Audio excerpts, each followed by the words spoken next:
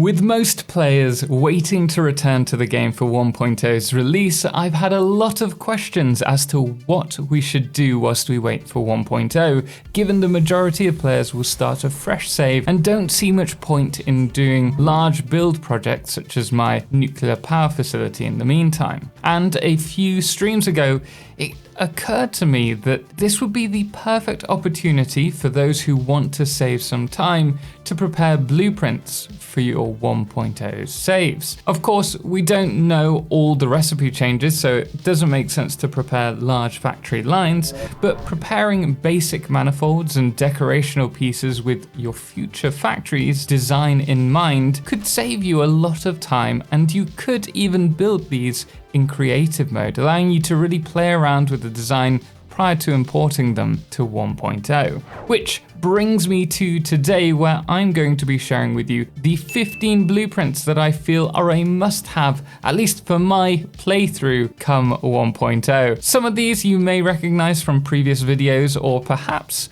those of you who have supported my Patreon page in the past will have actually imported a few of these into their own worlds. But don't worry, I'm going to break down how to build all of these today so anyone can use them. Now, for these blueprints, I've tried to keep them to hub tier 3 and 4 tech, which is when the blueprint designer is currently made available in game. And I have broken these blueprints down into 4 main categories. The first one, under foundations, we have two 2-meter 4x4 foundation floors for quick factory floor building. They're very simple to build and a huge time saver, so I recommend everyone has these. Next, we have the curves, a right-hand curve and a left-hand curve. So it's 2 separate ones. Now, to start off, we're going to place a foundation 5 small squares away, grab our barrier, and we're going to place it 2 placements in. Then from here, we're going to snap the catwalk crossing to the barrier. Then we're going to hold control and use the mouse wheel to turn this. We're going to go across 2, then turn like we normally would, place 2, and then turn again. And then from here, all we need to do, snap the foundation to the catwalk, but we're going to nudge it from here by pressing H, and then nudge it into the right position, which is 2 places to the left if we're doing the right-hand turn. And if you're doing the left-hand turn, it'll be in the opposite position. Once you've deleted your catwalks, you should find that it's a perfectly flush 10-degree turn, and then do the same on the opposite side and rinse and repeat. You can snap this and then nudge it into position if you wish, or if you're doing this section, we're going to disengage the blueprint mode. You just want to make sure that you place it against the lower section. That way they should snap, and then you can nudge this inside the other one. Now, if you wanted to turn this the other way around, you do have to use the other curve. And the reason for this is you'll see it just doesn't line up. So we'll grab our right-hand curve, turn it the way we want to go, and nudge it into position. There you are. And finally, we have my 2-way rail layouts. Now, I'll be showing you how to build my basic rail design and an even simpler version that I use for raised train lines in my current save. We'll start off with the easy one on the left. All we're going to do is zoop across the center with the framed foundations, and then we're going to add our 2-meter foundations on top of these, followed by placing and zooping our barrier across the middle. Then we need to grab our painted beam, and we're going to place that from one edge down the center and also along the edges. Then you just need to change the color to one that you like. There you are. That one is nice and simple. Now this one's a little bit more complicated, namely because of the positioning of the supports. We're going to place in the center 2 lines of 2-meter foundations. And then on the outside, we have the 2-meter ramps with a different material, the asphalt. Again, in the center, we're going to be using the barrier, and we're going to clip into it the painted beam. Next, I'm going to grab our beam supports, and we're going to nudge that into the center there. We're going to nudge one just off the edge, the same on this side. Now you'll notice underneath there's a bit of a gap. So what we've done here is we've just placed a second one underneath, so it looks like it's being bolted in. From here, we're going to grab our beams again, and we're going to run them across the edge. Run that at 12, grab your framed pillar, and we're going to zoom that down, delete the top section. We're going to add beam support so we don't have that little cutout. We can't nudge these to get into the right position. So what I recommend doing is going above and then finding the right position by holding Control. I'm going to pull that across. Now these are now in the wrong position. As such, we'll delete them, and then we're going to snap these underneath like we did before. If you want to add signs, you can, but these are just these square signs, and we've placed them just on these supports. And we have a red light for the direction of travel that you shouldn't be going down, and a green light for the right way. We'll repeat that on both sides. And the great thing about this is with the trains, you can place your signs or your signals so that they're showing just out of the corner. And there you are. That is how I've done this railway junction. Moving on from that category, we have logistics. Now this includes a 2 freight train balancer. Now I've added this one because with the increased amount of resource nodes and decreased purities, I can see us transporting a lot more resources via rail, and balancing the lines will be useful for any smeltery directly linked to the trains. And the first thing that you're going to want to do is in the center, we are going to add our mergers. You're going to want to stack 4 high. You're going to want to place down splitters, and at this moment in time, all the splitters and mergers are facing in the same direction towards the bottom of the grid. And we have our splitters exactly 2 sections apart. From here, we're going to add our Mark III belts across the center. And the idea is that each splitter will have 2 outputs. So now that we've connected those 4 up, we're going to grab our elevator and we're going to bring this one down beneath the other. Then we're going to run those directly into the bottom merger. And then opposite this, we're going to run an elevator up from the bottom splitter, and that's going to run across to the top merger. Now I've added a smart splitter syncing line fail safe. This can be added before manifolds to ensure that the right resources go to the intended location, but it's also great at the end of a production line, ensuring any resources that aren't stored will go to the sink. It is a case of adding an awesome sink followed by a smart splitter, then connect the smart splitter up to the awesome sink. Make sure that the input going into the awesome sink is set to overflow, and then you will define what the main line is, unless it's going to storage, in which case as soon as it backs up to this point, it will just overflow. Then add power, and that is ready. Then there's the given dedicated storage. I've done this as an unlit version and a lit version, both with tier 3 belts. However, I've also added a tier 5 belt blueprint version to my saves so I can quickly upgrade everything once I've unlocked aluminium, but that's obviously going to be in the late game. This is going to be probably the most complicated blueprint that I provide you with today. We're going to start off with the floor. Then you'll want to grab your industrial container and then place it just on the edge. From here, we'll grab our metal pillars. We may have to nudge them into the right position. We're going to leave a space free, and that's because we're going to add our conveyor lift hole. The resources aren't going to go anywhere. It's just a nice way to close this off. And we're going to repeat the same 3 more times.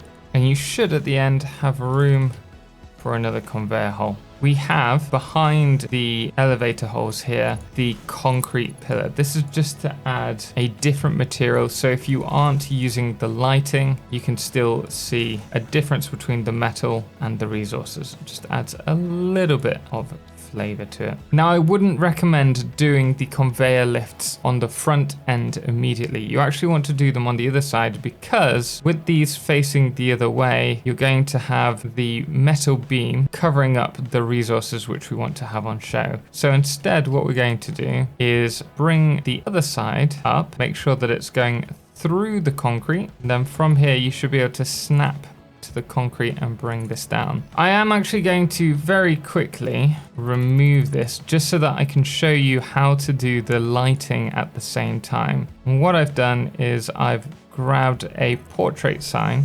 I've placed them all along the back wall. So if these snap, you shouldn't see any concrete behind. Then from here, I'm going to get rid of all of these items. So it's blank, turn up the emission, glossy, then change it to a color that we want. For this, let's just stick with white. So you would do that for each piece. The other thing that you may have seen I've added is a very small square sign, and that's going to be placed there. The only problem with this, I won't be able to access the sign from here, so we'll have to delete the storage unit so that we can change this. And once you place these down, it should look like that. On the other side, we're going to have splitters now. These ones are just the normal splitters. The reason for this is so that we can send the items off to go into the elevator. Behind here, we're going to add another set of storage units, just as flush against the splitter as the ones in front are. Now we're going to add tier 3 belts to all sections to ensure that we get as fast a throughput as possible. Next, we have two inputs for our storage units. The bottom line is going to be a smart splitter system going from one side to the other. This is if you drop any resources off at your base or want to clear your whole inventory. All your resources will come from a storage unit that's connected to this conveyor. For this blueprint, all I'm going to do is put overflow on the center section. However, if you were building this in your factory, you'd obviously want to have your left output as the dedicated item, and you may even add a sign dictating what the item is on the outside of your storage unit. We're going to place just two above, more smart splitters. If you don't know how to unlock the smart splitters, you need to research the criterion in the MAM. And they're going to feed into your storage, and on the center output, it will be whatever you've decided will be going into the storage units. So for example, this one could be iron plates. But on our right output, we're going to set it to overflow. And we're going to do this for each of these. And then we're going to bring our overflow around to the center here. The idea is that we send it up and out of the way of the storage facility. You can send this to another factory line, or what I feel is probably best for 90% of the use cases is to actually send it off to a awesome sink. We're going to place our 1 meter foundations on top. Then you're going to want to work out where conveyor holes need to be. From here, you want to add your merging line just in front. I think I give myself a bit more space on that side, but it doesn't really matter. Now you could add a merger here,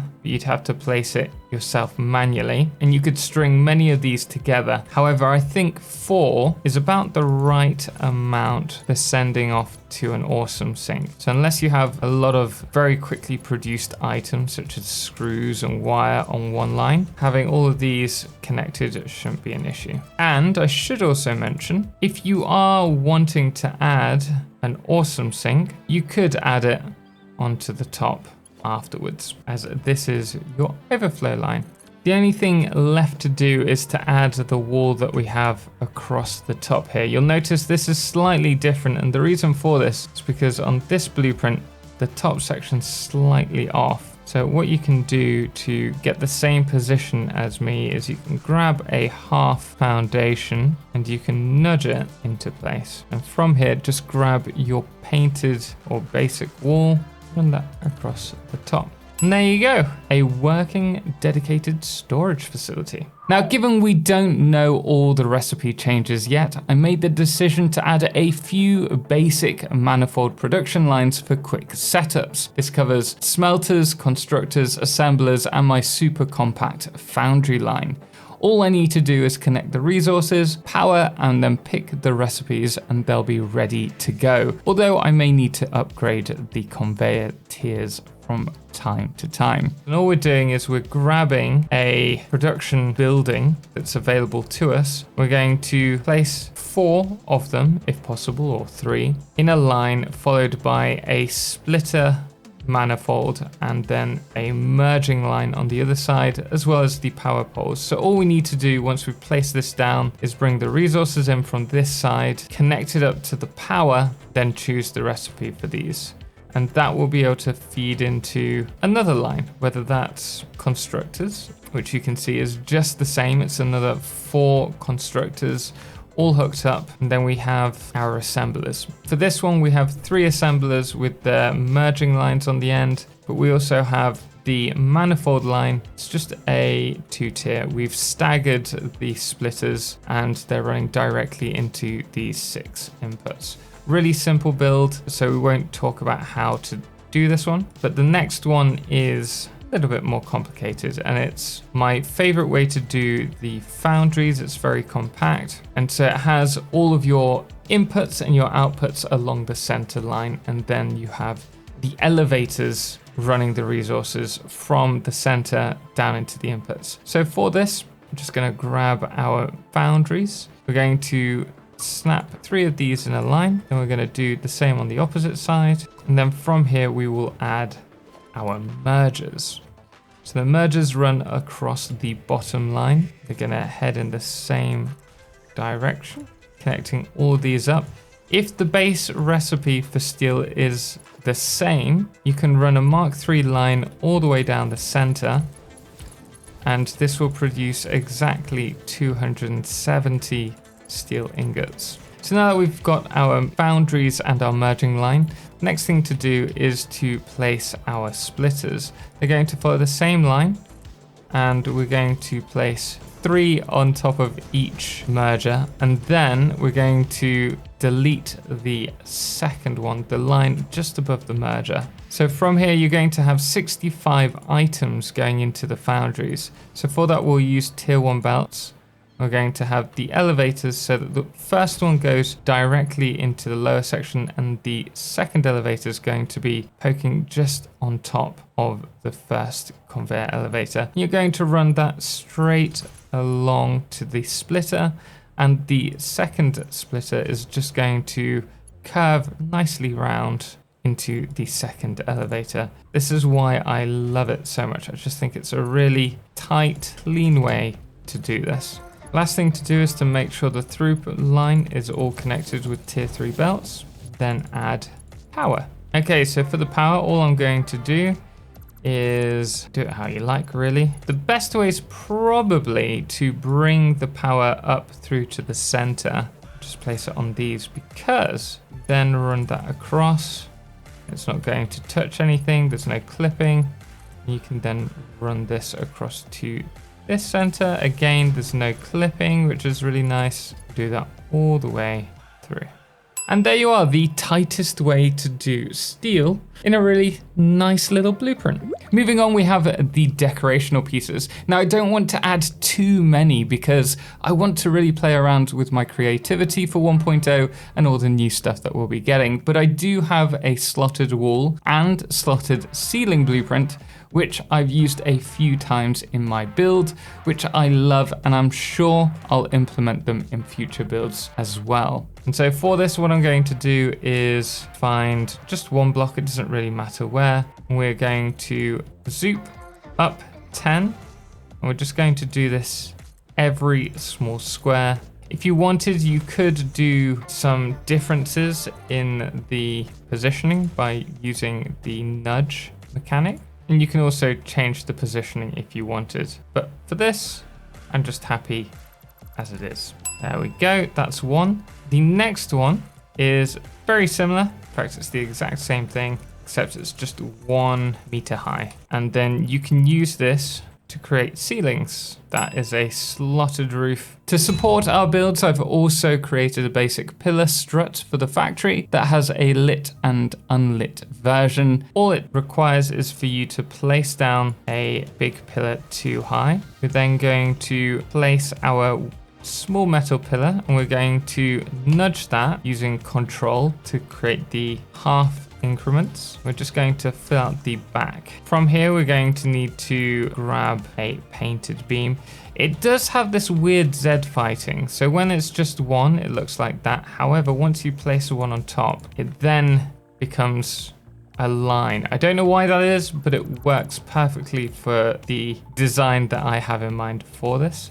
And we're going to snap the painted beam to the concrete large pillar. We're going to do this on both sides. You can't do it on the metal one because it comes out further. And then from here, you're going to repeat what you did before using a 0.5 meter increment. We're going to snap that inside the concrete, and then I've just brought it back so we have a bit of depth, and there you have a stripe down the side. Then finally we place the beam here, enter it into nudge mode, and then you're just going to hold control again and do a 0.5 meter increment, and we will bring it all the way up to the top and also to the bottom, and then there you go. And what I have done for the lit version is also very simple. We've added a little beam connector just at the bottom, followed by square sides. You may need to snap these underneath. And then the last thing that I've got is the 4 meter label signs. We're going to just place these in the corners, a little nook cranny where the metal pillar meets the concrete one. That is how you do those decorational pieces.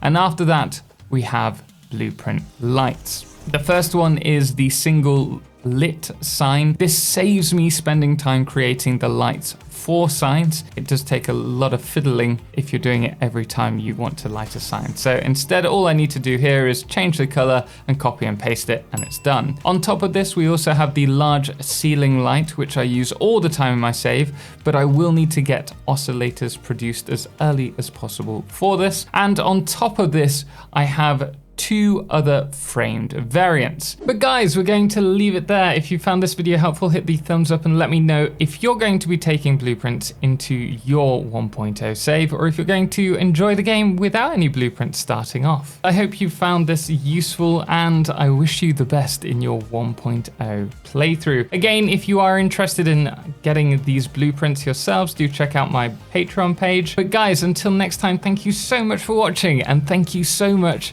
as always, to all of our amazing supporters on Patreon, most notably our Solarclipse Patreon, Firefless, as well as our Lunas, the Calamity, Ben, and Star, and our Blood Moon of the day, which today is Brain Slug. Until next time, as always, ciao for now.